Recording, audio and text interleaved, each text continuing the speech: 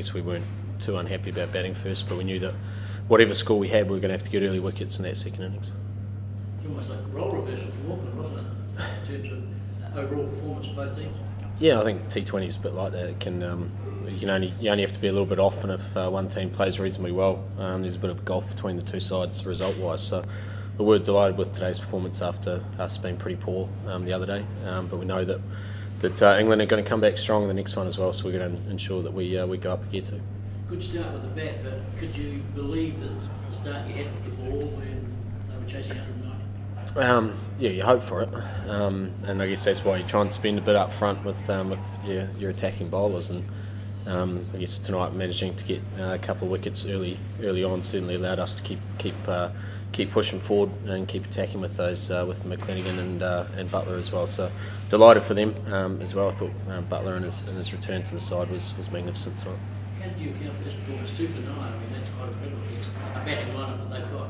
Yeah, it was brilliant. I thought the way he got his wickets as well. He hurried the batsman. He managed to bowl at reasonable pace and extract some pretty good bounce out of the pitch too. So yeah, really delighted for him in his comeback game. And Brendan McCullum closing out an innings, is that what we're going to see more of? Yeah, I hope so. I guess it's easier to play like that when you get such a good start as well. So I thought the way Hamish and Martin set up the innings was outstanding, and they were authentic in the styles that they play as well, which is great to see. And it was obviously nice for us to get some partnerships towards the end as well. So we're happy with today's performance. It's definitely a marked improvement from the other day. Chris, can you give us a sense of what Mitchell brings to the team? He's done this now in a few games, very short career so far. What do you mean for your team? Yeah, we look to try and use him in an attacking option throughout. That's his brief, is to run in and try and take 4 for 20 every time he's at the wicket, and sometimes it's not going to work. Sometimes he could easily go none for 50 off 4, but it's just a matter of still trying to instill the confidence in him to keep attacking and keep being aggressive. And every time so far that he's been in our team, we've tried to go to him in key times that we're wanting wickets, and most of the time he's delivered for us. So he's really progressing as a cricketer already in a short space of time. And we hope that continues throughout the summer. I'm just happy to have made a contribution today. I think there's many other contributions today as well, which shouldn't go unnoticed. I thought they were, as I said, Hamish Rutherford, Martin Guptill, Mitchell McClenaghan, Ian Butler, even Trent Bolt in his first couple overs as well. So look, just trying to play a role as a batsman first and foremost, and obviously as captain it's nice to make a contribution as well. But we've got a great bunch of guys who are desperately keen to do well for their country, and we're all disappointed with the other night's performance, but we're also, even though we've got some young fellas in our team, we've also we're savvy enough to understand that T20 can be turned around pretty quickly, and we knew the good thing about the other day's performance is we knew we were short, we knew where we needed to improve our performance, and I thought that's where areas tonight where we did improve it. There's still areas that we can tidy up as well, but there was certainly no need for any strong words or anything of that like. 194 probably. I sort of thought around that 180, 190. It all depends on whether you get early wickets. If you don't get early wickets, you probably need in excess of 200.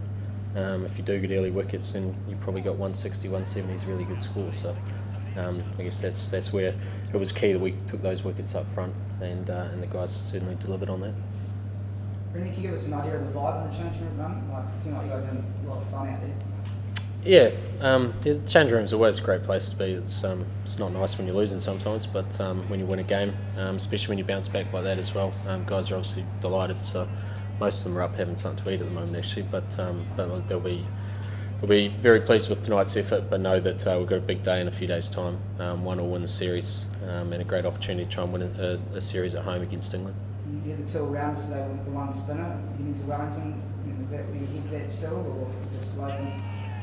Yeah, we'll have to look at it, see what the pitch has got, see what the boundary sides are as well, and run a sort of horses for courses type approach, and that was what we tried to do today. I think playing that extra batter as well allows you to, the batting all-rounder, gives you a little bit more freedom up front as well, knowing that you've got some plenty of batting to come in behind you. So that's something we've got to look at.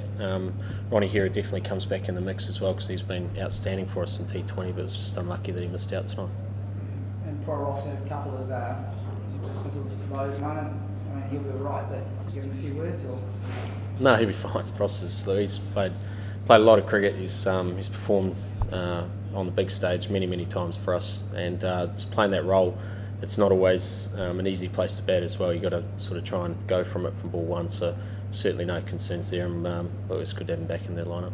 I think when you're chasing a big score, you either get really close or you fall well behind because you've got to go at a decent pace early. So yeah, I mean it pretty much a role reversal in the whole game, wasn't it, from Saturday night? But that sort of stuff happens in the shorter format. So we just need to make sure we review honestly and get it right for Friday, because it's going to be an exciting game at Wellington now. Stuart, you obviously have lots of respect for the Kiwis, but do you expect them to bounce back quite that much?